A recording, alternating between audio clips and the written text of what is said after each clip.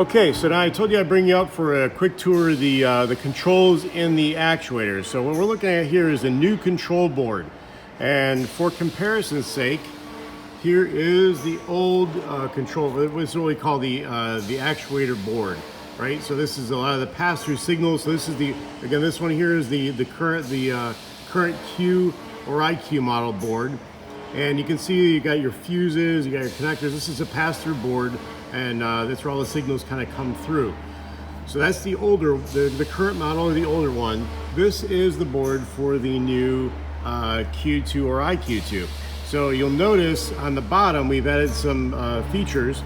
Underneath here there are Ethernet ports, a USB port, the same jog buttons here for up and down jog. You'll also notice that the fuses are much better laid out. So you see up here, the fusing is much better laid out, more accessible. The 5 amp fuse that protects the DC power supply as a standard automotive blade type fuse that you can get anywhere. So that's easily accessible for serviceability. You can see all the connectors are positive locking on each side. You'll see these little gold dots in here that are test points that have been added to the board.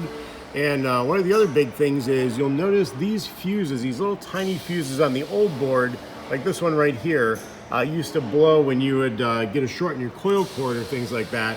We replaced a lot of those DC fuses with these green, what look like these IC chips, these green looking things here. Those are actually thermal overloads that will just open when it sees an overload in current, they open, but then they reset. So you don't have to go hunting for fuses. They're resettable current protection for the DC power.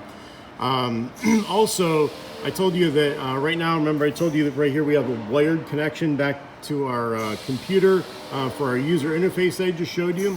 That wired connection can also be wireless. And this board now, this silver chip here is actually a Wi-Fi chip.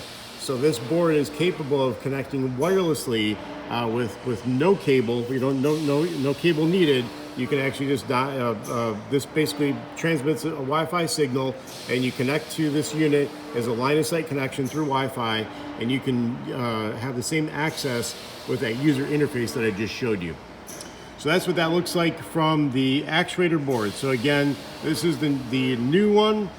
Here's the current or older model that the new units will be replacing. And here again is the new one. So that's how that looks.